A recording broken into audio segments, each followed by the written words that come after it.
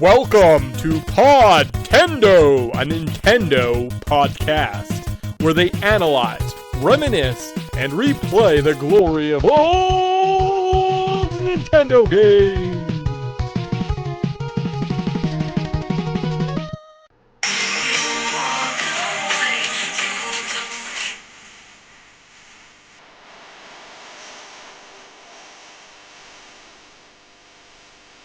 A journey. You never know. What next? Kingdom Hearts for PlayStation 2. Rated E for everyone. Squaresoft.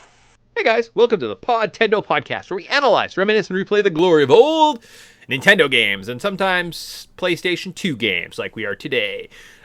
We're a review, retrospect, a pop culture-y Let's Play show. So we're going to do a little bit of all four of those things in this podcast.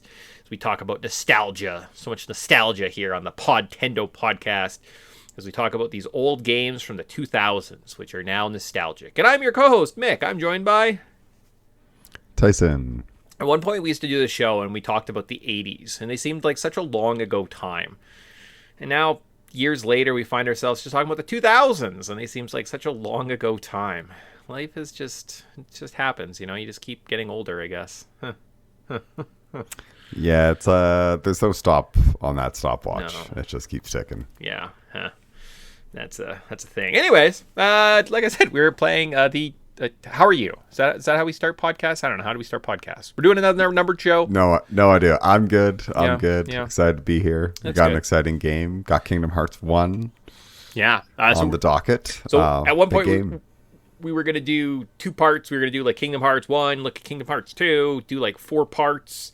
We just broke the first game into 2 parts, I think, and we were good with that. So probably not playing the second one, but we're playing the first one. And you were going to say, Tice, something about the game. Sorry, I interrupted.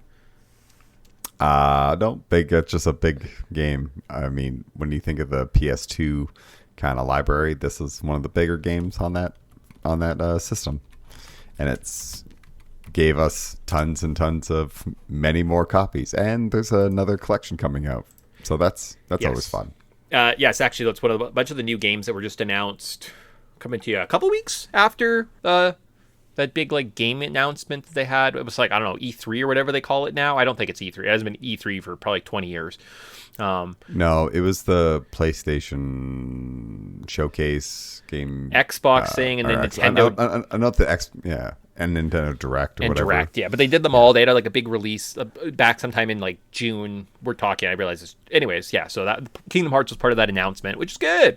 Because I first started to try to play the online only version on my Switch 2. Found it one day and it was like $20, and I was like, sweet, awesome.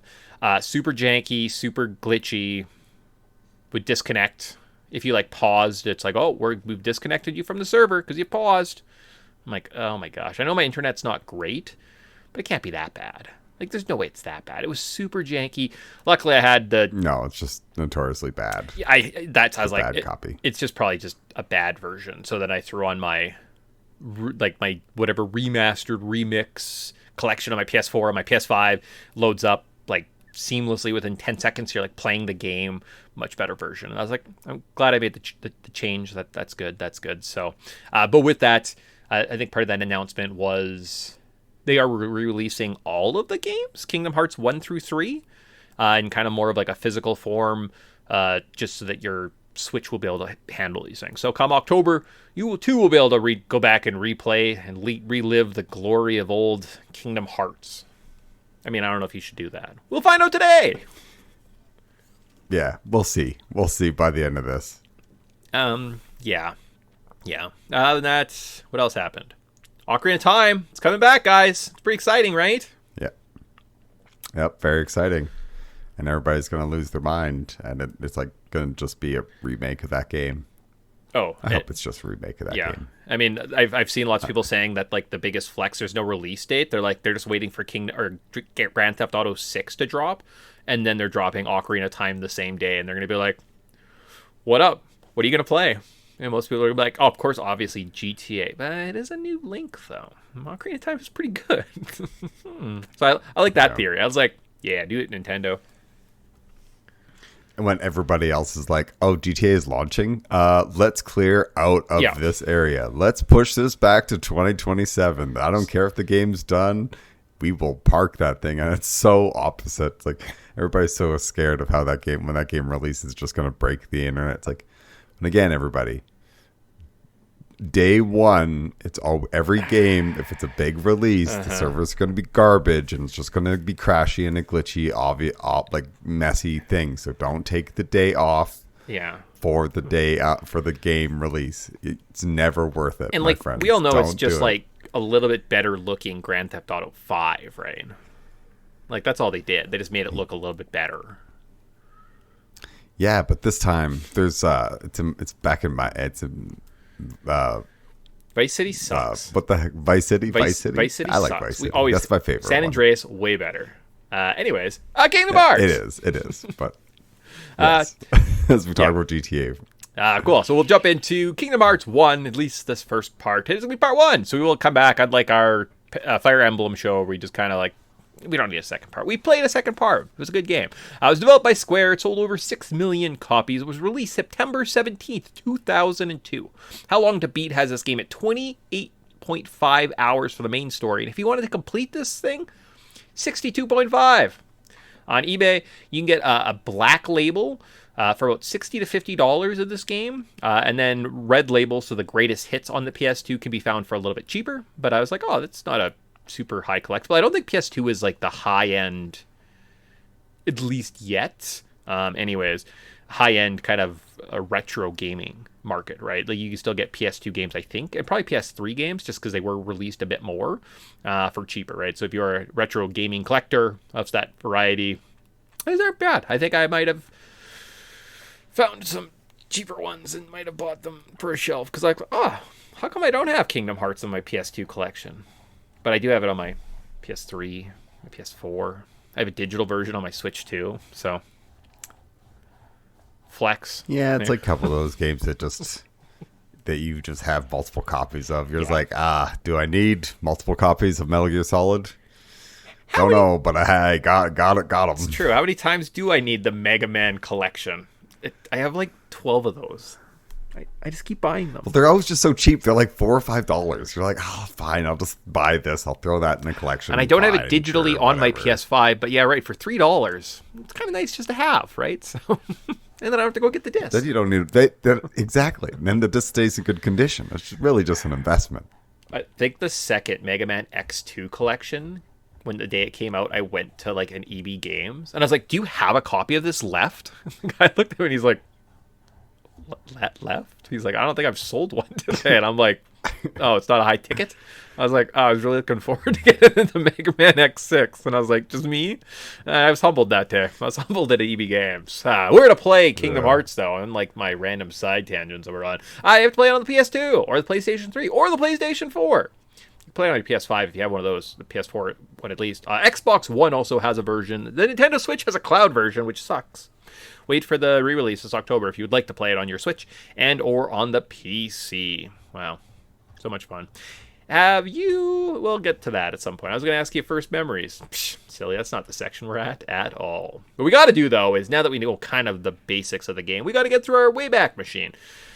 So we travel into our patented time travel device. We go back to September 17th, 2002. We ask the age-old question, do you want to live there? So the top TV shows from this time were Friends, CSI, ER, Survivor, and The Simpsons. Well, I know what I'm watching. Survivor. Probably, yeah. Yeah, We were. I think it's season 1. I bet you this is season 1 of it, and we're all obsessed about it. We were all doing Survivor challenges out at the lake. Oh, so much. Like, that was all. That was just it. You had to swim out to the island twice, then you had to, like, build, like, 5 sticks and make a little man and then swim. Yeah. Okay. Or you like everybody had their own designated stick that you had to go swim out to And the yeah. log that you could stand on. Yeah. And you have to remember where in the water approximately the log is. Yeah. Yeah. Good And then times. half the game was just like us just like searching around. We're like, I think I know where it is. And then one person casually finding it and trying to like sneakily get back without alerting anyone else. There was strategy involved. It was a good game. Oh, I mean, yeah, like growing up at a lake in the summer, it's great. You know, like always just in the best shape too. Like I never really appreciated it till now. Like I've tried to get back into running after taking just a little bit of in my 30s. Almost can't do it. Almost was like, I don't know if it was worth it. This whole running thing kind of sucks. But like as a kid, you could just like swim and swim. And I remember I'd like go and like do X sports afterwards, and you could just like run for like a day. You're like, oh, running's so easy because I swim for 8 hours a day. Oh, okay. Oh yeah, like crazy cardio if you just swim all day and spend all day swimming. I even find that just like taking a break and just going swimming and like just like my arms and everything, like just all my muscles feel better and I get a nice stretch. I should get a pool. So that's the kind of flex, guys. Look, now that I'm buying PS2 games, all my extra retro video game money is going to a pool. Movies. Hey, pools are a good idea. That's all I'm saying. We were definitely not looking at pools before we started recording. Top movies from September of 2002. We saw Sweet Home Alabama, Barbershop, The Transporter, My Big Fat Greek Wedding, and Signs. Okay. I mean, not a bunch of great movies, but movies nonetheless. Yeah. But did you mean to skip over the WWE pay-per-view? 100%. Yeah, because I like doing. I don't know why it's in that order. I do the pay-per-view. Gotcha. Yeah. Oh no, it was intentional. I knew I missed it. I was just like, I think I'd do movies first. Yeah, I think so too. Nothing. Sweet Home Alabama. That's like the average white girl's favorite movie for a period of time. Yeah, I guess that's fine. Big Fat Greek Wedding. It's fine. Like you're kind of as a kid, I probably wouldn't appreciate it. As like an adult, I'm like, yeah, I get it. Families are kind of weird. Cool. And Signs, genius. Well, actually, the alien walking by the alley, people still say is like really scary. And it kind of holds up, right? So now we'll swing away, so Jim. Do you know the theory behind that makes that movie way better? Is that they're demons? Yeah, it's like it's holy water that's actually making them all like like to kill them. That makes them burn because he's a priest and he's blessed all the water. Yeah, and I think that because there's even a part where they say like, oh, they're coming out of the ground or something. Like there's like some screaming. I thought somewhere in the movie that like goes with that. Like one of the Latin priests or something is they're like coming out of the ground or something. No? Interesting. Yeah. No. Yeah. Makes that movie way more interesting. I do like those movies. You're like, that sucks. Unless you watch it from this point of view, and you're like, okay, cool. I mean, it's fine. It's also fine to just be like, that movie's kind of terrible. I'm gonna try and make this medium not so terrible by like using my brain. Cool. But like Tyson had mentioned, we missed the WWE pay-per-view, so that we're talking about obviously WWE's Unforgiven from September 22nd of 2022. What happened? I didn't write it down, but what I did do is I pulled up the Wikipedia page. So as I talk, I will scroll down and I'll tell you that, let's see, Brock Lesnar defeated The Undertaker in a double disqualification match. 20-minute bout for the WWE Championship. This was the summer of Brock Lesnar's kind of rise. He went over to SmackDown, took that. Okay. Triple H was the champion. He beat Rob Van Dam for the World Heavyweight title that same evening. Anything else happened? No, I feel like maybe we've talked about this. Chris Jericho defeats Ric Flair by submission for the Intercontinental Championship. Yeah, I kind of feel like maybe we've like been here. Yeah. Chris Benoit defeated Kurt Angle. Yeah, perfect. Cool. I was gonna say, is that the legendary match? No, it's just like a one-off bout of some kind. So yeah, cool. So that was where we were at, and I was like, yeah, I can remember that. That's fun. That was like after the summer of The Rock. Like Brock Lesnar just beat The Rock. And I was like, I don't know if I can handle this. Like The Rock is unstoppable and this new guy just beat him and like destroyed him. And The Rock was also quitting and becoming the big movie star guy for the next 25 years. So it's fine. I knew it was a downfall. I was like, I don't know. I feel like this Rock's aura really got defeated here. I need to go take some time and like think about my life. Top video games I was probably thinking about that were released in at least the month of September 2002. Super Mario Sunshine, Mafia, Battlefield 1942, The Elder Scrolls 3, Morrowind, Metroid Prime was also released, and Ratchet and Clank. Okay. Bunch of good games. I mean, we were obviously just here because of Super Mario, which is why this all sounds probably very familiar. I'll be honest with you. I completely forgot that we played Mario Sunshine. I was like, oh, we should play Mario Sunshine this year. and I just happened to be scrolling, looking at shows we had done one time, and I was like, "Yo, we already played Mario Sunshine." So I listened to it, and I was like, Yeah. what a forgettable experience. I was like, Yeah. "Oh, Well, and we also played Metroid Prime, so we were also here twice, and we're both just like, I feel like I've been here. just last year alone." Okay, all right, perfect. So yes, that is what the pop cultural landscape looked like. We're like, yeah, okay, cool. I remember being there. Do you want to live there? The Rock hasn't started making movies yet, so But you could play all the Ratchet and Clank games, you could be like day one. and you Ratchet. could probably also, yeah, you could be like, this is going to be a legit franchise that sticks around for a really long time, and eventually it's going to get 2 movies. Yes, 2 movies. Wow, Aren't you excited? you could do that. Or you could just get really into Mark of Cree. Mark of Cree's good. Is Mark of Cree on that list? No, but I think it came around around this time. Sure. I bet. Yeah, I think I have it. I think I downloaded it. It was like a free game on my PlayStation Network thing that I have, my PS Plus. I was like, oh, that's fun. That's a fun game to just like look at and be like, I like the concept. Playing it now, I'd be like, oh, this is janky. We've definitely moved beyond this, but it was one of the first. That's fun. Development details of this fun game as we keep moving forward. Boop boop. Disney finally meets Final Fantasy. So the legend goes that a Square and Disney executive occupied neighboring offices in Japan. Casual discussions eventually evolved into a collaboration that seemed impossible on paper, but irresistible in practice. Director Tetsuya Nomura wanted to create an action RPG that could compete with Nintendo's Mario franchise while incorporating Disney's massive library of characters and worlds. Disney approved the idea and became heavily involved throughout the production. Okay. Ah, yes, and that's how it was born. Thank you, Japan Disney. Woo. Yeah. Well, I think as kids, we were all very excited because you're like, look how cool this is. Like, this is everything I wanted. It's got Disney characters and Final Fantasy stuff. This stuff's going to be awesome. I mean, I know from my point of view, coming from like we have first memories. I'll hold it. Yeah, no, it's pretty cool. Fun to look in this experience and just like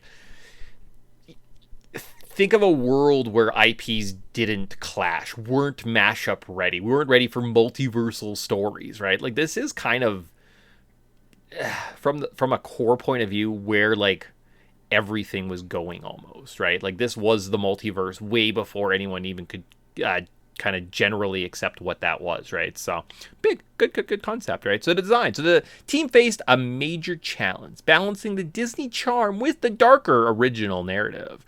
Rather than making Mickey Mouse the hero, Nomura created Sora, a completely original protagonist who could serve as a bridge between Disney and Final Fantasy. Many Disney worlds were chosen because they naturally fit themes of friendship, darkness, and adventure.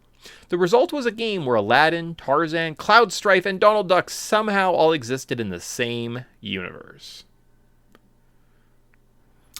Yep. And I mean, I can see why Disney would be all about this. Like, think of the marketing. One, like all of our franchises, kids will want to watch them all and buy the things with the things. Well, but even like think back to like Square's kind of at as a company, right? They're 5 years removed from Final Fantasy VII, right? Which is this big, monumental, ground-shifting game for that whole studio, right? Like they made millions and millions of dollars, right? And they've just kind of had this like downfall. And they're like, we struggled a little bit with 8, 9.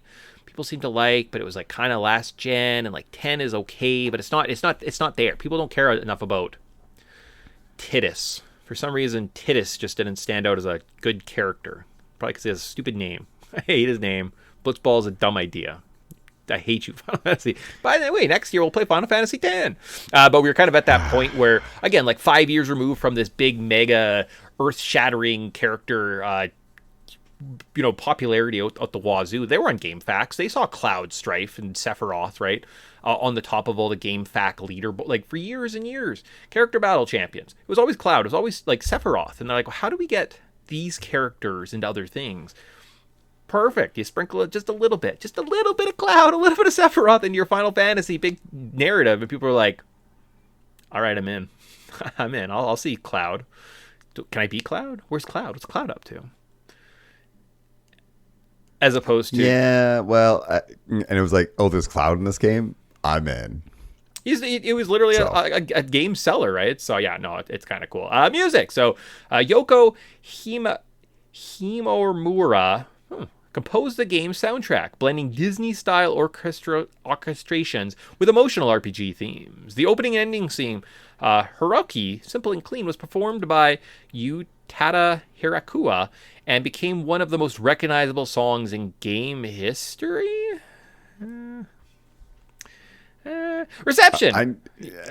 I think that Kingdom Hearts fans like to think that this song actually means anything and people like actually care about it.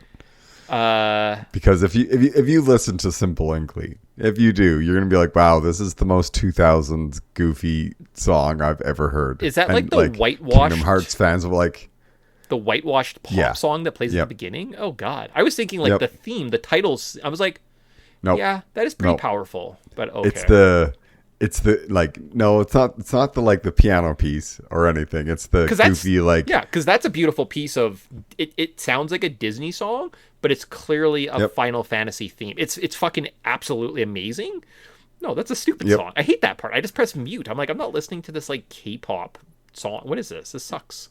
Oh, and that's the song that the Kingdom Hearts fans will like lose their mind over. I'm like, oh, it's so good, and you're like, this is what you people enjoy. There's a reason why me and this franchise it's so easy to make fun of. It's just so like one of your games is made. It's so bad. It's oh my god. 358 over 2 days. What is that? Yep. Is it a fraction? What? Dream drop distance. What? I'm throwing. Let's just throw some words out there, and we'll make it work. Well, we got this. We'll figure it out. Okay, cool. Reception. So critically praised. So it was a unique crossover concept. It fast-paced combat, had memorable soundtrack, emotional story. The camera received criticism, as did some confusing level layouts. But overall, Kingdom Hearts became one of the highest-rated RPGs on the PS2.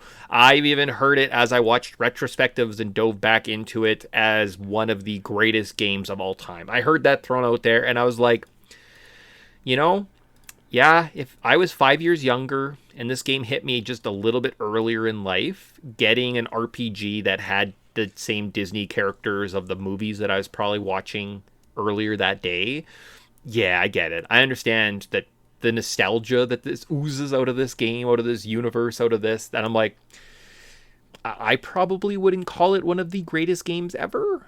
But like, not even close. But I understand why someone would, right? Like, I understand the appeal, the allure, kind of like returning to this. If you had it, like, if you again were you a little bit younger and could have invested more time into some of these areas, right? Yeah, I kind of see it. So on the re-releases, though, a Japanese exclusive version called Kingdom Hearts Final Mix, released later with new abilities, new cutscenes, new weapons, optional bosses, and additional difficulties.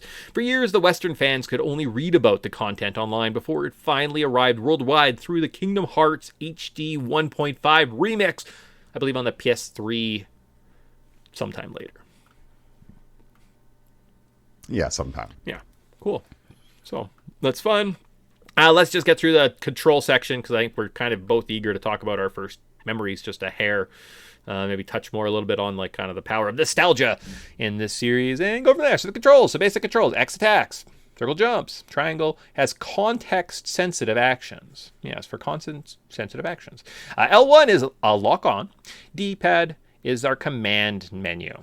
I don't know if I ever used that. Son of a gun. Magic. There's spells you select through the command menu, such as Fire, Blizzard, Thunder, and Cure. And then you have a party system, which is Donald and Goofy fight alongside Sora, and they be customized through AI settings. You manage your party's behavior, becomes increasingly important as boss fights become more difficult. Yeah, I never changed it, and I was always like, man, Donald and Goofy are useless. I mean, that's my fault. They sure are. Don't give them any items. I always useless. I just loaded them full of items. Mine would, they would just spam it. Oh, yeah. I would give them like, I would be like, okay, here's a bunch of items. Goofy, here's And 12 then, potions. like, you fight like the little and crawling they're so guys. bad at it. Yeah. Like they will, like, if I'm injured and they're like, okay, let's throw a potion. Donald will be like, oh, here's a potion. And Goofy at the same time will be like, oh yeah, and here's a potion. And you're like, you guys are using this inefficiently. It's so bad. I hate you all so much. I wish I could just not have you on my team because you're so bad and dumb and I hate you. Yeah, it's kind of pretty bad. Oh, the AI is awful. And then it just like it gets stuck and it just refuses to like just jump on certain like ledges.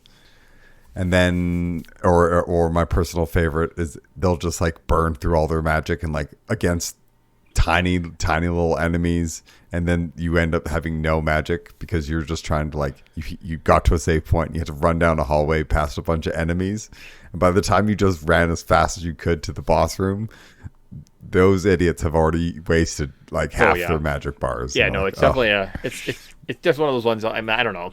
I don't think it was that bad. Again, I didn't play with the AI system. I just suffered. I had the same thing where I'd give Goofy 10 potions, and then we'd fight like the little crawly bug, like the basic enemies, and I'd look and he'd have 2 potions left. And I was like, Goofy, what happened? You were responsible. Weirdly enough, one day, he was not. This is just nothing to do with anything, but the day that I beat Kingdom Hearts was the same day I had also been playing Goof Troop from like the Disney Afternoon collection, and I beat that. So I beat 2 games involving Goofy within the same day, and I was like, it's weird. Seems very weird. Seems like the weird world thing to happen. Yeah, seems twice. Like, yeah, like how many video games possibly star Goofy? And the fact that I beat both of them kind of independently, like I wasn't planning this the same day. I was like, seems odd. Did you know that Goofy's last name is Goof? Goofy Goof. That's his name. That's his legal name. There you go. Yeah, that's pretty fun. It is what's the Goofy movie holds up pretty solid. Like people go back to it, they're like, this is a very nice, just like father son coming of age story that's like nice and clean and emotional. Would you say that that's a good movie, like summer blockbuster? Kind of. You know what? We watched it outside, like drive-in movie. It hits pretty hard. I don't know if it would make a potential summer blockbuster list if I was doing one for a podcast, but I mean, maybe. You know what? Maybe we have a game where we talk. Maybe we do more stuff. I don't know. We'll see what happens. First memories of this Kingdom Hearts game. Stop talking about Goofy Goof. I don't know where I first saw this game. So it's just one of those ones I'm like, it was coming. I heard about it. You heard rumors. Maybe it was a reviews on the run. Maybe it was like a PS magazine. But I know that I love Final Fantasy VII. Cloud was the best. You know, he won the Kingdom Battle. Every day you had to go on GamesFAQs and vote for Cloud. Because he was going up against not the, what was the cube? Companion cube from like Portal that people always loved to. I don't think it was that. Yeah. It wasn't that. But if he was going up against like L Block from Tetris, you'd be like, no way, Cloud's not losing to L Block. Yeah. Those were always fun. Just randomly voting for who's the best character. Who's the best character? It always seems to be like, it's Cloud. Yeah. We're all voting for Cloud. That's how this goes. That's how it works. But you saw there was a picture. They have Sephiroth. He looks 3D. They have Cloud. He's 3D. And they have Disney characters right there. I was like, man, this is right up my alley. We probably had this game pretty early on. Like I know you were a big champion of it. Like, this is your game. This is like what you want to do. It's everything you love. So maybe it was like a birthday, or you took birthday money and you bought it. But I know it was definitely a game because I sat and watched you play through the beginning. I watched you play through Traverse Town. I watched you play through Alice in Wonderland. I watched you play into the jungle, right, with Tarzan, before I finally was able to pick it up and kind of play along. And I'm pretty certain you beat the game as we kind of played through. And I was like, always just, like behind you, like, oh, I'm in Atlantica. I was like, God damn it, I got to play tonight so I can. You have volleyball practice, and I can play for like an hour or two, and I'll catch up, and then. Like, oh, but then I'll play it later. Damn it, Tyson. So that was kind of my first experience. You? Yeah, I mean, I just remember, because now it came out around my birthday. I'm like, I must have got it, but for some reason I felt like I had like the greatest hits version. So maybe I didn't get it like year one. Okay. Maybe it was something I got later on or whatever. But yeah, I remember thinking it was really cool, wanting it, and be like, "This is the dopest thing ever." You can run around with Disney characters. Winnie the Pooh's in this. Same thing with Dumbo. I'm in. It's yeah. I remember liking it so much, and I just have like so much of this game just like mapped to the back of my head. So I must have been playing it like crazy as a kid. So, yeah, it was definitely a game that I don't remember getting, but I remember having and playing lots of it. So, Okay. Yeah, it's pretty solid. Maybe it was later, right? There was a couple ones like God of War at some point. I think I found it because like we had some friends that kind of like lived down the street randomly. You must have been talking to them at some point, basketball or something, and you're like, oh, we end up like, oh, I got God of War to play for a bit, and I was like, oh, that's a fun little game. That's a nice one. You said like people like, oh, we beat this game as a family. You want to borrow it? Yeah, I do. That's what I need. Yeah. More of like my coworkers now. I'm like, hey, what video games have you beat lately? Can I borrow any of them as a family? Have you guys completed anything? And they're like, no, I only play mobile games. I just play that game where you're on the bridge with the guys with the guns and the big red guy comes and kills you eventually. That's all I play. And I'm like, oh, okay. All right. I see. We have different interest levels. Awful. we have interest. We definitely do. Yeah. So it was one of those ones, again, early on. I think I only played through this game twice, or maybe once. Like, not more than that. I kind of beat it, and I was like, oh, cool. Now what, right? I know I fell way deeper into the Kingdom Hearts 2 kind of world. But that game seemed a bit more like deeper and complex, and I'm like, what the heck's going on? There's this whole other story, and now it's a bigger world, and like we're getting more intrigues. This was just like kind of the tipping point into what is the Kingdom Hearts world, right? Like left lots of intrigue, lots of mystery, and I don't recall falling too head over heels into this game. I did like the Cloud and Sephiroth. Oh yeah, I was definitely like, okay, where's Cloud? Where's Cloud? You get to the Colosseum, you see Cloud, and that's it. And I was like, When does he meet Aerith? Because he said, hey, I'm looking for someone. And I met Aerith earlier. When do they hang out? That's all I want. I just want them to be friends and sit nicely together on a bench. When do they see each other? I remember that being a big thing, and be like, they're just go hang out with each other. This is very upsetting that you two are not hanging out together. Yeah, exactly. Just like quit. Just you guys are alive. You know how much does Tifa show up in the second one and like actively search for Cloud at one point and like join your party for a second? Yeah, she does. Okay. I believe it's when you're in the Tron world. So, yeah. That's the mashup you always wanted. Tifa and Tron. That's, you know what? That's the, who doesn't love Tron? Everybody loves Tron. It's Tron, right? Oh God. Yeah, that was a thing we made one time. Great. I'm excited for the bed knobs and broomsticks world personally, but that's just me. So okay. As long as we don't go down south, I think we're okay. There you go. So for many players, let's see what AI has to say about this. Then we could talk a little bit about nostalgia. That's a good place to talk about it. For many players, Kingdom Hearts was their first action RPG, their first exposure to Final Fantasy, the game that made Disney feel unexpectedly emotional. The reason that they still hear simple and clean whenever they think of the PS2. That song sucks. Common fan memories include losing repeatedly to Riku on Destiny Island. Come on, AI, what are you talking about? Getting hopelessly lost in Wonderland? Stupid. Being terrified when Destiny Island falls into darkness. Did you just like not care? Discovering the Sephiroth years later and realizing that they're nowhere near good enough to beat him.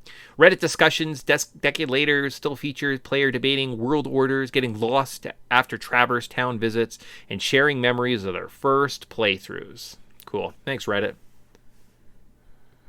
Yeah, way to summarize what happened. Yeah. So we'll talk about it a little bit more in the next episode, specifically why they picked certain areas. So I think actually I dive into a little bit more of that. So like which worlds were, and I think we'll let's talk about the game a little bit first, right? Get into it. Rico or Sora and his buddies, you go to Disney worlds. It's fun. It's exciting, right? Why did they pick specific ones? We'll talk about more. But today, just thinking about kind of the power of nostalgia, right? So again, this comes from a time of the 90s was like the Disney Renaissance, right? 90 1990 is like Little Princess or Little Mermaid. So that's their first big live action movie, and then they just start kind of pumping out hit after hit, right? They have The Lion King, they have kind of these big overarching stories, and Disney did this thing where they did this kind of cool gatekeeping thing. So it's the opposite of what every company does now. They did this like scarcity. Nintendo still kind of has sort of this, was they would do limited runs, right? Hey guys, we're releasing Aladdin, right? Aladdin was actually a pretty big movie too, right? But it's only available for a limited time, and they would like have mandates to stores of like, hey, you go and take every copy of Aladdin off your shelves, Walmart. You do not sell it anymore. It's gone. It is not available for purchase until we decide months later, years later, to re-release it from our vault, right? So it kind of created this type of scarcity, this majesty, and it was like these big, like everyone just says, oh, Disney's been around forever. Not really. It was, right, in the Trons and the Bedknobs and Broomsticks world, and like the Robin Hood animated, but they weren't as popular as those like bigger hits, the Little Mermaids, the Aladdins, the Lion King, probably the Tarzan at that point, right? They had Phil Collins on the soundtrack, right? All these kind of these bigger IPs that they had produced, and it was, so it's interesting to see how they kind of sprinkled in this readily available nostalgia, right? We were kind of in that transition from wanting to get into more mature content, more cool things, have our shooty games, find our sword boys, and having that kind of that cool, mature mashup, but also in this lighthearted, easy, digestible Alice in Wonderland world, right? You get to the Mad Hatter's house, and you're like, hey, like the cartoon. All right, this is fun. It's stupid. It's a stupid screen. But with just a little bit of nostalgia, right, they kind of can suck you in a little bit, and I think that's why. And so when people say this is the greatest game ever, I could sit here and be like, it's actually not. Here's why. But I can also accept and understand that the power of nostalgia, right, and just kind of those emotions that you would probably put onto something like this, depending when you played it in your life, right? And again, a little bit younger than me by probably 5 years or so.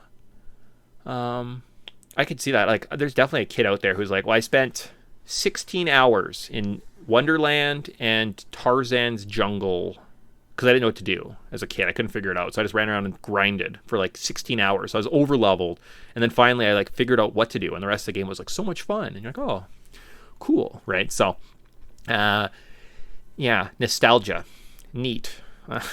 Good, bad, who knows? Blinding? Yeah. Probably a little blinding. Yeah. Because we kind of like overlooked a lot of the problems that this game kind of has. Because we haven't really talked too much about like this game as like it runs is clunky. It's so bad for like, it's pretty PlayStation 2 standard, I guess, but we just like the camera is a little laggy behind you. It's not like you have to like hold it and then it starts moving. The like platforming is very, very floaty. The lock-on mechanics and the camera angles are just like kind of jank. Yeah. And a lot of times you're just kind of like randomly mashing like the X button and hoping that you're kind of like near them, or heaven forbid you're like trying to attack like a moving enemy, and you just like constantly like are running after them and just like stopping and swiping, and by the time you hit them they're already like drifted away, and you're just like, ugh, just stay still, please. It does get a little bit better as you unlock abilities, which is odd, right? That you're like, it's weird that you can get more fluid, you can jump around more, you can glide, you can, like roll. The fact that dodge roll is like an ability you have to equip is crazy, right? It should just be a standard thing you have, no problem. We just do it. Goes around faster. Link can do it right out at the start. But this game's like, no, we're gonna like hamper you. It was, again, if we're looking, one of the first of its kind, right? Like, what other 3D action RPG exists, right? So lots of the mechanics that you talk about, they didn't exist yet, right? Like, we didn't know about the camera controls. This is 3 years before RE4, right? If you kind of want to look at it in like those terms, from like a game development, kind of where it came out in. And I think that's, again, where I say nostalgia, right? Like, we need to have that little chat of nostalgia, because you're going to have a lot of people that are going to be like, no, this game is awesome and great. And you see the rhetoric, and like your experience now going to it is going to be, well, comparatively, this game sucks. It was one of the firsts, right? Like, there are now, I think if we went to a Kingdom Hearts 2, In theory, hopefully they fix those things, right? Hopefully the gameplay, the mechanics, the system, the AI, the item management, all those things are hopefully a little bit more refined. So taking those things, I'm not discrediting that those aren't issues. I also was like, man, this camera's terrible. And some of the levels when you're jumping around, I'm like, what is this? This is just, it's bad level design. We just run back and forth. It's no imagination. It sucks. It's not good. But if you go and look at like lists, some of the worst levels in Kingdom Hearts are from this game. Like lots of them are just like, oh, it's these first couples. They didn't know what they were doing. Well, they're kind of figuring out the concept, right? Weirdly enough, apparently it like blemish or like it flourishes on the handheld market, because that's where most of the games are after this. They're like, they're on the PSP. What? Who's paying PSP to get the Kingdom Hearts? Sickos. That's who it was. Sickos were playing that game. Yeah, there's so many of the like spin-off games that I'm like, it just gets lost in the sauce. I watched as for like the original, like it does a pretty cool like way of like building out all these different worlds, and you can kind of like slowly explore. But yeah, I just, there's a reason why some of like the newer releases, like I know the one I have for PS4, like the story so far or whatever, they're like the all-in completion or what a collection is. It's like it lays it out in order because you have to. Yes. There's between 1 and 2. There's like 6 games, yeah. And it's like. Oh, and as kids, we didn't know that. No. We didn't know that the random mobile games were like, completely critical to the story to need to know what's going on. There was like an accessibility thing. Like I mentioned, kind of jumping into Kingdom Hearts 2, I was like, I feel like I'm outclassed. Like I didn't go back and play the first one. I remember it being kind of simple. You closed dark keyholes in every level, stop darkness from tearing it apart. Seems kind of straightforward. In this one, I'm like, what is happening? Why am I in a dream world? Why are we eating sea salt ice cream? So much sea salt ice cream. But we'll find out. We got to find out about this game, guys. We got to worry about the future. Let's look at the story. So Sora lives peacefully on Destiny Island alongside his friends Riku and Kairi. They three dream of building a raft and exploring worlds beyond the ocean. One night, a mysterious darkness consumes the island. Strange creatures called Heartless appear. Kairi vanishes, and Sora gains a magical weapon known as the Keyblade. Separated from everything he knows, Sora is launched into a universe of connecting worlds. Along the way, he teams up with Donald Duck and Goofy Goof. They have stupid last names. That's dumb. Also, yeah, why is his last name Duck if his other guy's a goof? I don't know what's going on. Who are searching for King Mickey. Together they begin uncovering a growing threat that could consume every world in existence. That's a pretty good story, huh? Yeah, I mean, like, when you lay it all out, you're like, it is kind of interesting. Yeah. It's just kind of the way they tell you it is just like, but friendship. And you're like, oh, man. Oh, it's one of those. Okay. Yeah. It's nice. So. No, it's our heart will always be together. That's fun. We talked about this time it came out. We talked about our first experience. Into the game, then we are. So dive to the heart. So Sora experiences a mysterious dreamlike vision. He listens to some funky song called Sand in Love. No, I don't know what it is. It listens to a stupid song. A disembodied voice asks him questions about strength, friendship, and sacrifice, while shadowy creatures emerge from the darkness. And then you fight a boss, Darkseid. So it's a giant Heartless, introducing players to the game's combat mechanics and foreshadowing the darkness spreading through the universe. Whoa. Did you, look up a character build and know that you're supposed to pick the magic shield and take away your sword abilities to allow different faster growth, so you get some high-end limit earlier? Nope. Yeah, no, I didn't. Nope. I didn't do that either. Definitely did not do that. Yeah. And I was watching you definitely have to do this build if you want to do this mechanic. Fucking hell. Don't give me a good. Glad I'm locked out of this. Yeah, I was like, by just the start of the game. Yeah, whatever. There's some ability that's really good, and you get it at level 36 instead of 94. And I'm like, what? I was like, that's stupid. I don't like when games have hidden mechanics. Or I need more Prima guides. Maybe that's my fault. I'm not buying enough Prima guides for this game.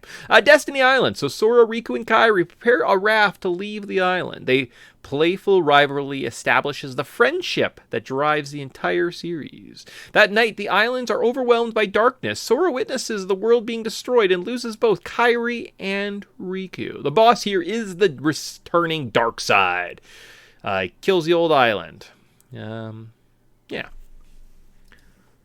Oh, and Tidus and Selphie and Waka from Final Fantasy X are also on the island. So, and they're kids.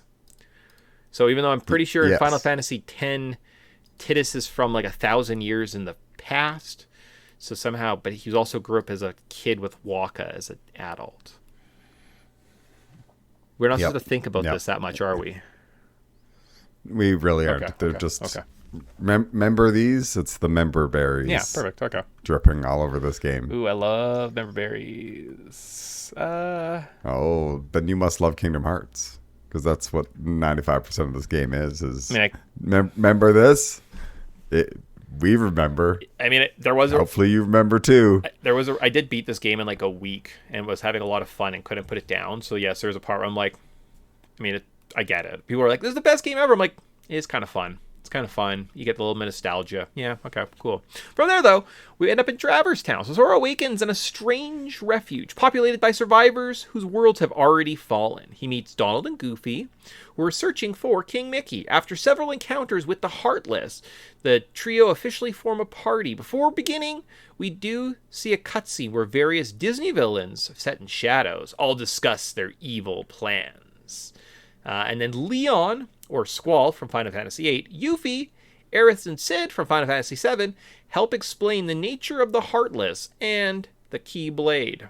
And then we have a boss fight, which is guard armor, so a giant animated suit of armor that serves as the first major boss battle.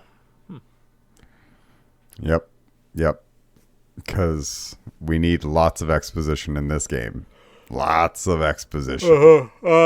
Leon does attack you pretty early on. I did fall to him because, again, the streaming version on the Switch was just not good.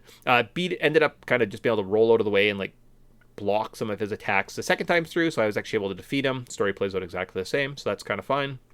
But yeah, why is his name Leon? Because everybody hates Final Fantasy VIII to a point where but we need him in this game. Either that or Nomura forgot that Squall's called Squall. Is that what it, or is that is his name?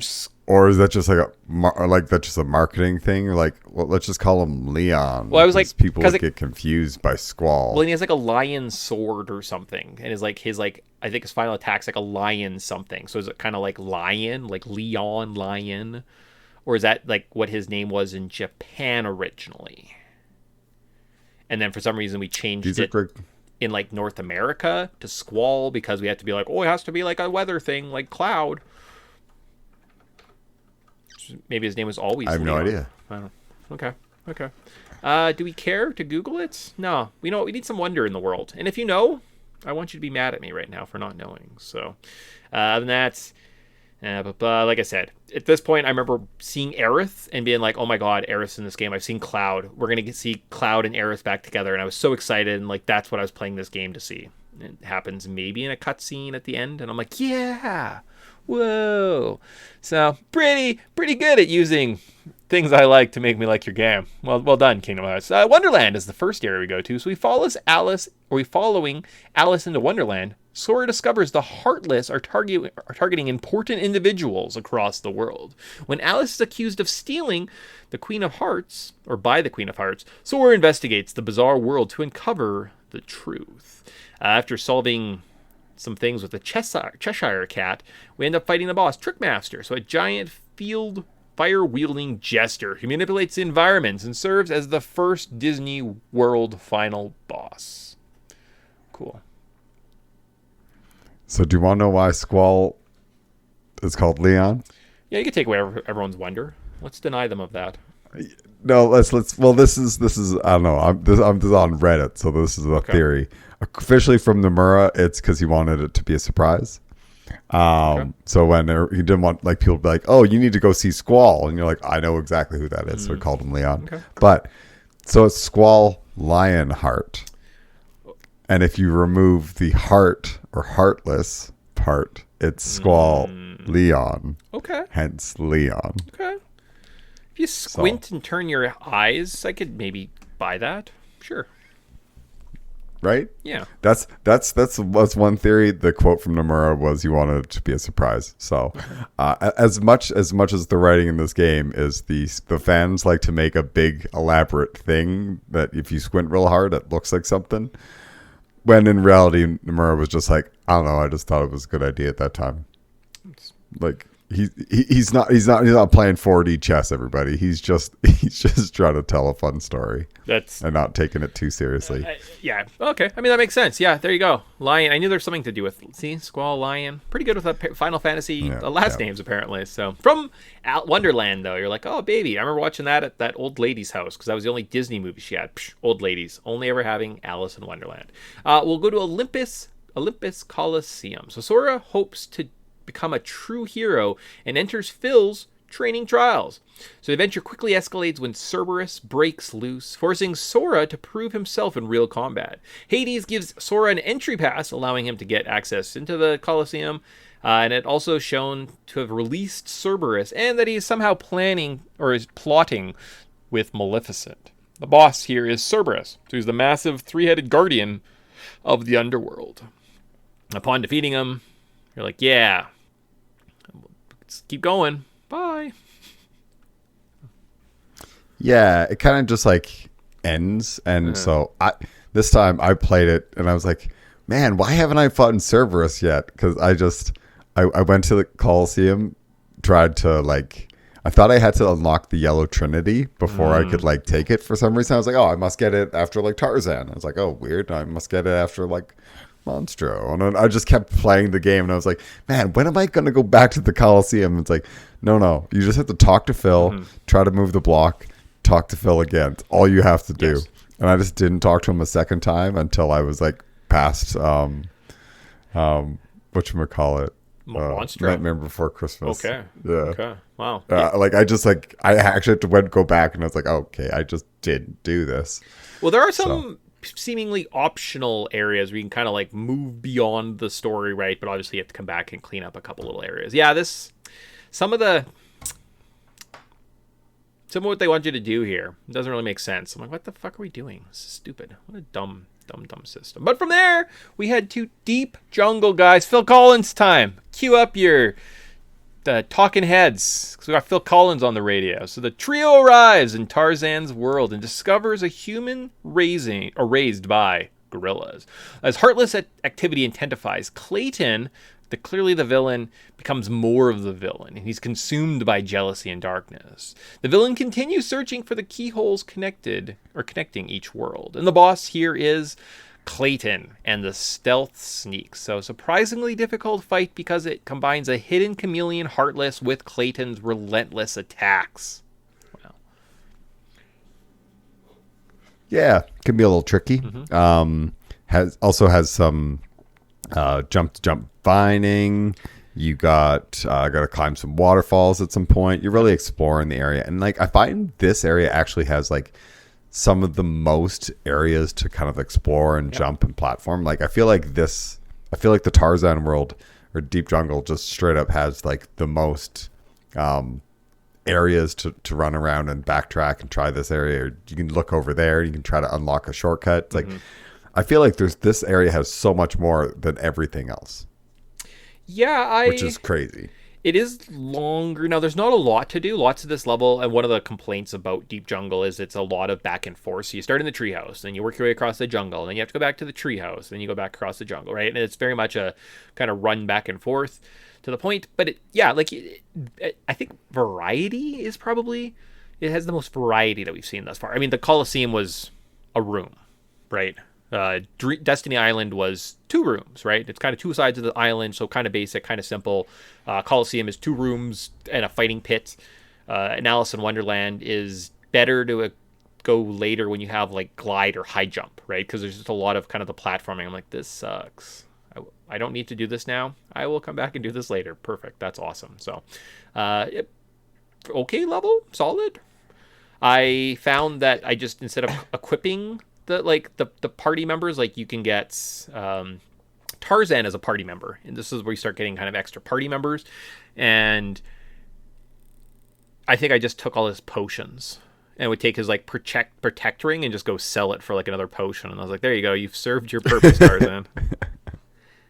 See, and I always swapped out Buddy Goofy. That's right. Because most of the people you get are just like the Goofy replacements. Yeah. I think minus Ariel or whatever. Well, and I wanted to keep... And even then, I'm like, I'm always swapping out Goof. Well, I'm like, I'm sorry, buddy. As much as I hate Donald's squawking, it's like I will take a magic user over Buddy with a shield. Well, sorry, man. And somehow I thought it had to do with like levels, right? Like I think the partners just kind of level with you. I think it's not independent. Like, they don't have to be with you to gain experience, right? Because I was like, well, I don't want Goofy to be under-leveled for the end of the game. I think they just are always a little bit, like, Goofy's 1 or 2 levels ahead of you. Always, like, 2 ahead of you, yeah. And Donald's like 1 below you. And even if you give them experience boosters, it still seems like they never catch up or, like, change, right? Because I think I had an experience booster for most of the start of the game in my playthrough, and Sora would have got 1.3 times experience.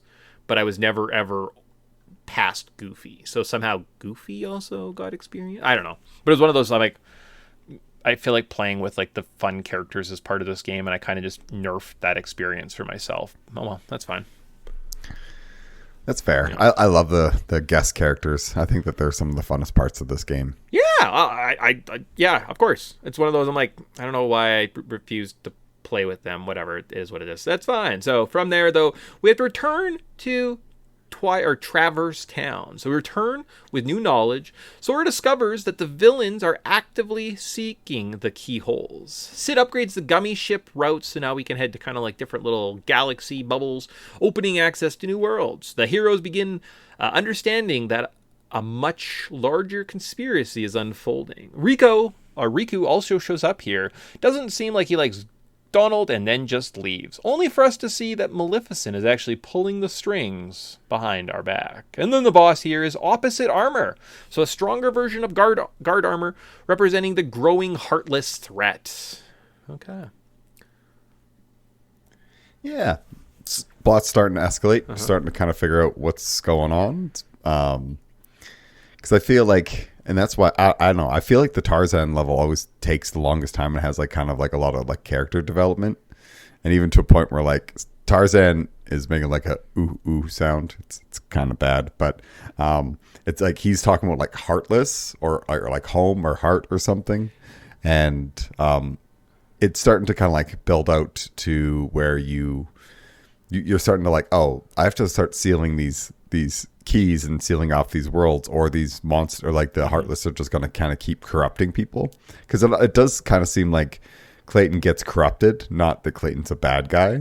And I'm like, that's very interesting, considering Clayton in the movie, Clayton's clearly a bad guy. He's not just not a good guy that gets corrupted. It's like, no, he's clearly the bad guy. So it's almost like they're even taking sometimes even like the villains, and they're kind of giving them like, it actually is more to do with what's going on with the Heartless than it is what's going on with them. So it's cool. I like it gets your brain going, and that's one thing I will say about this game is like the world and like the world building that it does and establishes. It's very neat and very fascinating. And even after playing it all these years, I still kind of like, oh, this is kind of cool. And that's one of the things of nostalgia is you have to kind of come in, though, and it's funny because they don't give you the backstory. You kind of almost need to know Tarzan, but then you jump into Tarzan and you're like, oh, I'm just in the middle of the movie. Okay. And now like you're like, oh, the Heartless do actually change the plot, and and we kind of see that throughout the rest of the world, which is like one of the neater part of this game and experience. So what they did was they kind of like twist and pull little parts of like the movie that is familiar with you, and it's just enough that it's very satisfying. They interlay that Sora aspect, the Donald and Goofy running around, right? The keyholes, the Maleficent everywhere of it all, and you're like, yeah, it's kind of satisfying at times. Sometimes they like hit it. Sometimes you're like, this is bad. This is stupid. Some good intrigue, right? So our friend from the beginning of the game, who kind of seems like he's a bit more of a protagonist. He's got long white hair. We're trained as sword boys to know that long white hair means bad. Can't be looking like Sephiroth, be a good guy. No way. That's not how it works. So it is kind of fun how he shows up, but it's like the most awkward cutscene in the world. Like he shows up, he's like, sorry, you should come with me. And Donald's like, no, I don't like him. And then they turn and then he's just like gone. And he's like, his dead blank eyes of just staring. And I was like, you're going through some stuff, eh, Riku? That's you doing okay? Yeah. He's going through it, and he's kind of got like when you first meet him, he's kind of like this like bossy jerk. Yeah. And it's like, oh, I want to name it this way. I don't want to give you anything. It's like he's constantly just like an antagonist to you. And it seems like, I don't know, Riku frustrates me because he's just like, I'm constantly going to be an antagonist, but I'm going to be really sad when you have other friends, and I'm just going to like, instead of talk to you about like actually what's going on in my head, I'm just going to like listen to what this green lady who keeps talking about darkness and how darkness is good and I'm going to get power through darkness. But it's like, I'm going to trust her, not my friend. It's like kind of interesting as you look at like the overall arc of what happens, he becomes one of the more interesting characters in the story, right? And seeing his entry point as kind of, like more of the rival, like the Gary Oak, right? The smell you later kind of jerk aspect of like what rivals were at one point. And then you do kind of see like the dissemination of the darkness into his heart. And I think that's kind of what they're going for, is he has a bit more darkness than Sora. Sora is the light.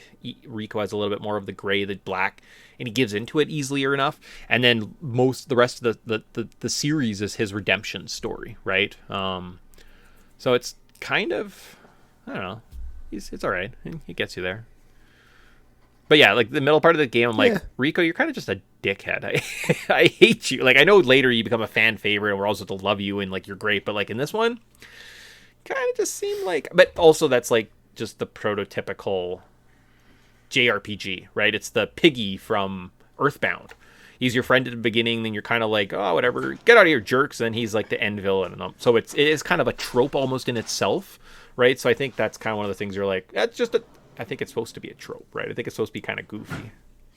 Not I thought that. you were talking about Piggy from Lord of the Flies. Oh, and I was like, oh, this week it went dark here.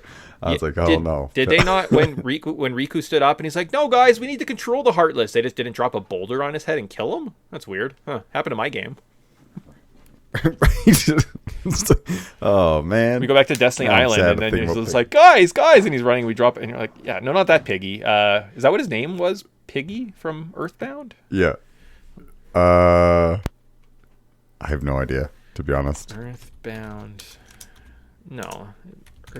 Piggy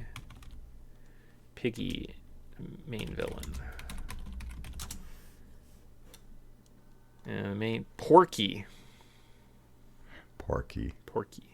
Minch, and he's like the bad guy. Porky. Okay. From there, though, we're getting into our last level today. Oh, baby. We head to Agrabah from everyone's favorite Aladdin. So Sora arrives in Agrabah, immediately finds Maleficent and Jafar working together. So Jafar is in search for Princess Jasmine and the world's keyhole, so believing both are necessary for a larger plan. Sora repeatedly crosses paths with Aladdin, who's kind of just living out the plot of the first movie, while protecting Jasmine from the villains. And the scope of the villains' alliance becomes much clearer here, revealing that Disney villains are working under Maleficent's direction. We have a boss, which is a pot centipede, so the giant heartless formed enchanted pots that snake through the city streets. I think you have to deflect his attack to knock him over. So kind of challenging, kind of, sort of. Yeah, a little bit. Yeah. I feel like the Tiger Head's definitely we haven't really mentioned it, that every level that you go usually has like a mini boss. Yeah. And then it gets to the final boss, to the mini boss. In Deep Trouble was the Jaguar, and the mini boss in Agrabah is the Tiger's Head. Well, because this is kind of a boss too, like the pot centipede, right? And then once we kind of, they've kidnapped Jasmine, they went to the Cave of Wonders, we fly out to the desert, we fight the Tiger Head, we're in the Cave of Wonders, and then we fight Jafar at the end. So it is kind of multi-staged. And yeah, like Tyson was saying, they just have boss frequency increases. Like I think Agrabah has 3 bosses. Yeah, I guess so. Because you're right. The pot centipede is a pretty big boss, actually. Yeah, I think it's the toughest boss. Like it's more difficult than Jafar or the Cave of Wonders fight because you just like jump up and slash, right, or roll out of the way. Yeah. Versus like you have to actually learn how to like block. And I was like, oh, a new skill. I don't like when games do this, right? So, which makes sense though that they gave a bit more time to the Agrabah world, right? Popular, had a whole TV series that people loved and enjoyed, right? So, but with that though, that's it. So I believe Jasmine does get taken, and Alice gets taken, and they think Kyrie's missing, and that's it thus far, right? So for some reason they're taking girls, young girls, for some reason. That's the mystery we're kind of left with as we continue to explore the rest of the area. So that's it for this episode. In the next episode, we'll be visiting Monstro, Halloween Town, Atlantica, Neverland, before getting into the end couple areas. So, oh baby, that's pretty fun. Yeah. So far so good. Yeah. I mean, it's a fun game to play, and honestly, it flies by. Like, how long did it take you to get to Agrabah? Like probably like 1 or 2 play sessions. Yeah, I think I was going a little slower. Like it probably took me like 2 attempts to get through like the first to get to like I was like, I'll play through this beach. I'm done with this game. Oh, okay, yeah. Right? I'll play through this, get through there. But then once I kind of got into the experience, yeah, like Wonderland and the Colosseum were like 1 play session. The jungle was probably 1 play. So 4, 5 PlayStation sessions, considering I spent like 3 at the beginning, right? Like once you get into it, you're kind of just like, oh, I will just beat Monstro. I could also just beat Halloween Town or something. I'm like, okay, so it is one of those, it's super fun, easy to pick up, and it is kind of mindless. It's mashy. It's fun. It's nostalgic driven. It's all right. Yeah. I mean, it's a fun game to just pick up and play. I like this game. I have fun with it, but I find it so funny that people try to put this game on such a high pedestal. And you're like, guys, it's a Disney game with some like Final Fantasy characters. Yeah. It's not. But again, it's when you found it, man. Like people tell you, Final Fantasy X is a great game. People will sit there and they'll be like, that is the best Final Fantasy. But again, it's the first one you played. It's your first experience. This is probably your first experience with all these guys, right? You're like, oh, I love Final Fantasy VII. That time that Aeris, Yuffie show up in Traverse Town. I'm like, what? No. That's silly. That has nothing to do with Final Fantasy VII. Close, though. Close. So with that, though, we do kind of end abruptly because we are coming back to finish up this show. I think next time we're talking, I'm going to give you the full story. So I have kind of the whole Keyblade Wars pre Kingdom Hearts 1, what's going on, give you guys a primer for that. So at the end of next episode, you'll be ready for all of your Kingdom Hearts needs. We're even going to spoil kind of what happens roughly into the second and third games, kind of do a bit of a shot over the bow of kind of those experiences, right? I don't know if we're going to do that right now and get into them. I don't have a lot of desire to play Kingdom Hearts 2 after playing Kingdom Hearts 1.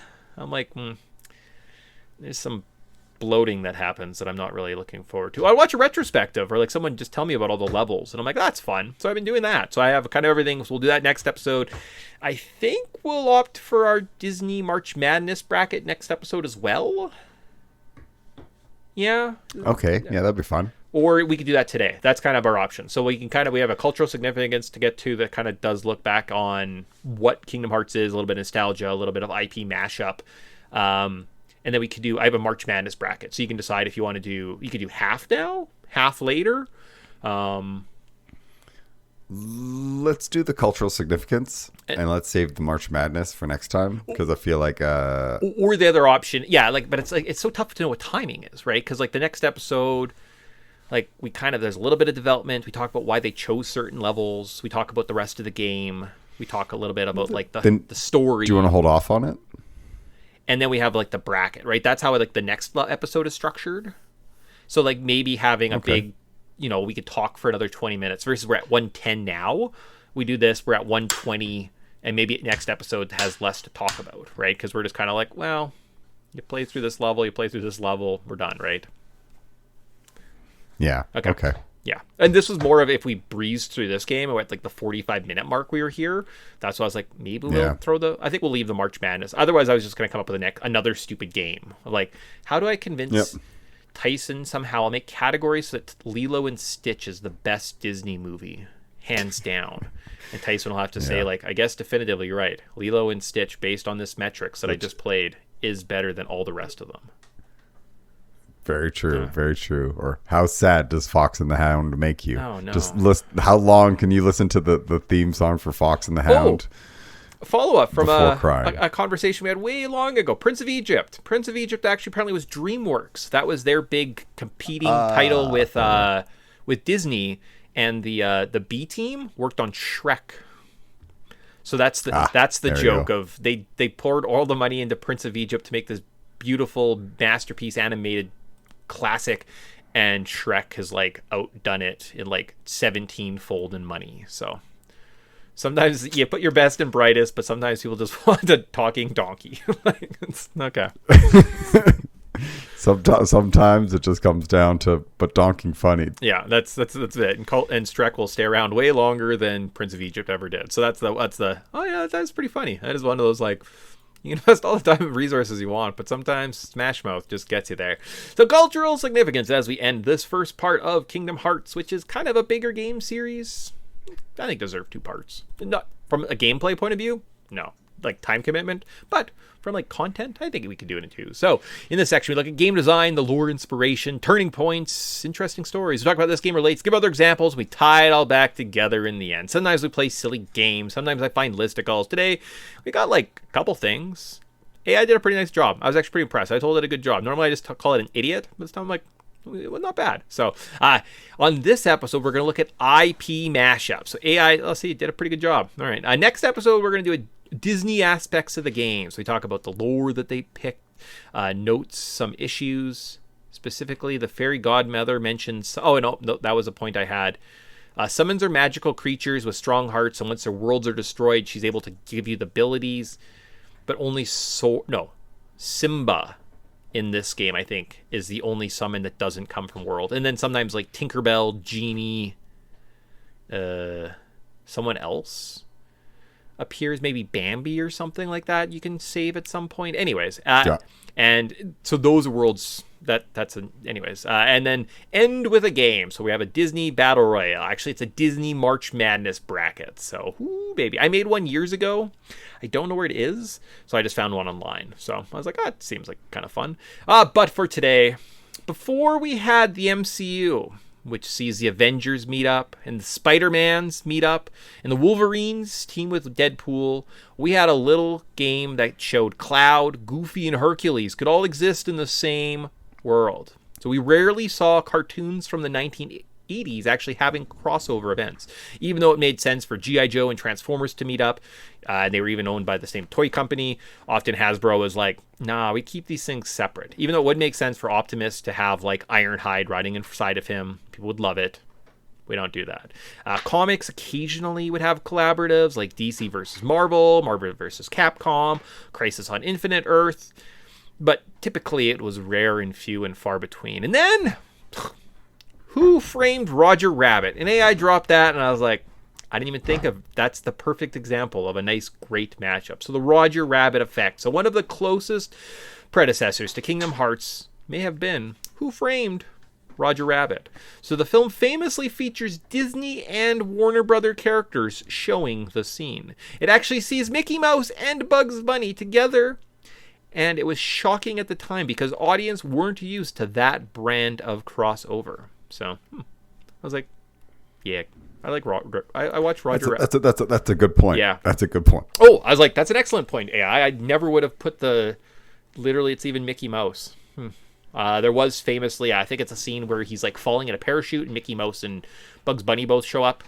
They had to have something like exact amount of lines, the exact amount of screen time, and like Mickey wasn't allowed to do anything mischievous or something, right? So tons of paperwork, tons of red tape just around having those two guys show up on screen for like a shocking amount of time, right? But it's like one of those like, yeah, that's a good point. That was one of the first. And one of the best. Yeah. From there, though, we see the Super Smash Brothers and the Kingdom Hearts defined crossovers for a generation. So the late 90s and early 2000s produced two crossover giants. We have Super Smash Brothers and Kingdom Hearts. Smash asked, what if all Nintendo heroes fought each other? Kingdom Hearts asked, what if all worlds actually existed together? One focused on gameplay, one focused on narrative. Together they helped shape modern fans' expectations. Yes, Supergirl could punch Strawberry Shortcake in the face a bunch of times and it'd be hilarious. It's true. Yeah. Probably would be. Yeah. So I was like, that's a good point too, right? Nintendo kind of did that in their house, their own little IPs where they kind of everybody mashed up. So lots of primers, right? Lots of primers. This kind of we've seen this, and it is funny. That's like, again, we're not main characters, but a lot of cool stuff came out in the 80s. You know, to be born at the late end of the 80s, have all this cool stuff in your life, all your life, and just like get more stuff fed to you. And then as you kind of get busy with your life, everything just sucks. Just saying, pretty good stuff. And finally, the modern descendants of Kingdom Hearts. So you can draw a line from Kingdom Hearts to later crossover heavy projects. You ever played Fortnite? You ever seen Homer Simpson punch Batman in the face while being teabagged by Master Chief? You could in Fortnite. You could. Ready Player One. That was a book that was written that was just like, yo, what if nostalgia was just everything? What if I just made a book that just listed things that I liked from the 80s? And it worked. In fact, so much before it was even written, Warner Brothers had like bought the script. I watched some video on it. Apparently it wasn't even like out yet. It wasn't even published. And it became like they bought the script already. They spent like an absorbent amount. They're like, yeah, this is awesome. This is a great idea. You should definitely have a X-Wing that has DeLorean gull wings and a flux capacitor and like R2-D2 DJing out of the back of it with Kit from Knight Rider sitting on your dash talking to you. That seems like a really cool car. You know what? I think you cram a couple more references in there and you got yourself some money, buddy. So stupid. And like the movie sucked and just I don't know what they were thinking. Sucks. And apparently there is no evidence that it ever might have been a New York Times bestseller. That's literally just a sticker. It has nothing to do with actual sales. So it was debuted as a New York Times best-selling novel. So maybe there was some executives trying to push that on us. Ready Player One. Stupid. What a waste of time. Well, always gotta appreciate when we're just subject to marketing plays and we get lied to about. Yes, this is a best-selling. This is a best-sell. Is the sticker a best-selling? Literally, it's yeah, it's like yeah. I mean, it's like Oprah. Brutal. Yeah. Anyways, Disney Infinity. Yeah, kind of, sort of big collaborative game. If you had a bunch of figures for a while there was like a toy collection craze. So someone out there probably has way too many Disney Infinity toys in their parents' basement. I'm gonna find those toys and I'm gonna buy them at a garage sale. So watch out. Just gotta wait. Yeah. Don't. I will buy them. They will soon be mine. I need all those NFTs to play in my game. I want to see Jack Sparrow fight Sully. Okay. Who doesn't? Let's see what else. Multiverses. Yeah, that's pretty big. Like the MCU basically just changed into a multiversal story. We saw that with like DC, right? They started kind of trying to do like the multiverse stuff with some of the Flash. Before that, kind of like old Justice League fell apart at the end. Became way more common, right? Everything Everywhere All at Once was a movie that came out a couple years ago and was winning like Best Pictures or at least nominated, right? In the past, some big multi-dimensional story. So we kind of moved towards that. And then Lego Dimensions, which is just all Lego sets. And I think similar to Disney Infinity, you put them on your TV and then you can be like, now the DeLorean can be a Pirates of the Caribbean vehicle. Nice. Cool. I think it's also referring to the game Multiverses. Oh, okay. I didn't know that was a thing. Yeah, it was like it was Warner Brothers version of like Super Smash Brothers, where like you would have Arya fighting Scooby Doo or like Shaggy, who could fight like Bugs Bunny and like Harley Quinn. Morty could fight LeBron James, Iron Giant, and Tom and Jerry all in one fight. Okay, cool. Yes, Yeah. but it just got shut down. No. So Okay, that's fair. That is fair. That's why I don't know about it. And then, so today, my final statement. It's normal to see Batman standing next to Master Chief while fighting Goku. It's true. If you saw that, you'd just be like, That's normal. At one point, we used to speculate and be like, what would happen if Goku did fight Superman? Now there's like a guy on YouTube who's done a 50-minute video on it. And you're like, oh, perfect. So in 2002, Kingdom Hearts was one of the first blockbuster games to provide audiences with a multiverse that they would embrace I don't know where you're going with this last sentence. Would embrace that concept. Cool. So that's Kingdom Hearts. That's perfect. What a fun story. Yeah. Well, it's a good time. Hopefully everybody had some fun and enjoyed this one. Tune in next time for our part 2 where we wrap this sucker up. Also, I mean, play along. Leave us a comment. What's your favorite world, or what's your favorite, what's your go-to, I would say, what's your favorite Keyblade? Let's say favorite Keyblade and what's your favorite world? Those are my 2 questions. Answer them. Leave comments. Okay. I'd love to get some feedback. We don't really ask for it very often, but I'm like, you know what? I'm gonna ask for it. That's fair. Never know. Might get 1 or 2. This would be a great time to YouTube, probably a good place to post any of those comments too if you're asking about those things. But yeah, we will. There, hour and 20 minutes. We definitely don't need more contents. Next time we might be a little bit more derived of those things. But I did think it was important to talk about a little bit of the legacy and give that chat, right? Like you're the Resistance and Tyson's voice of being like, I don't think this is the best game ever. I'm not saying that either, but I definitely, for when it was made, again, 2002 was a long time ago. Look at the contemporary games you could be playing against this, right? I'm like, oh yeah, of course. If the rest of the gaming landscape's like Onimusha 2 and Resident Evil 0 and this, I'd be like, I could see people being like, this is mind blowing, right? How you run around in 3D? Yep, you sure do. Just like in Jet Force Gemini. But the greatest 3D action game of all time. That was a year and a half ago, and then you're playing Kingdom Hearts. That's why people lost their fucking minds, because they're like, oh, I beat Jet Force Gemini. This one doesn't make me want to kill myself, so these controls are so tight. It's so like I've never played a game more responsive. Wow. Yeah. So with that, that's it. I think that ends our show. We'll say bye. We'll be back. I think we're talking about movies next. So actually, we'll probably we're going to take a break, sit back, watch a couple movies. 3 movies coming up. Ooh, baby. So that's fun. Something to kind of listen to over the summer. Easier for us. We'll come back end of the month. I think, 4 weeks, a month's time, we'll kind of wrap up this experience. So go from there. So with that, say goodbye. Talk to you guys later. Sounds good. Okay. Talk to you later, everybody.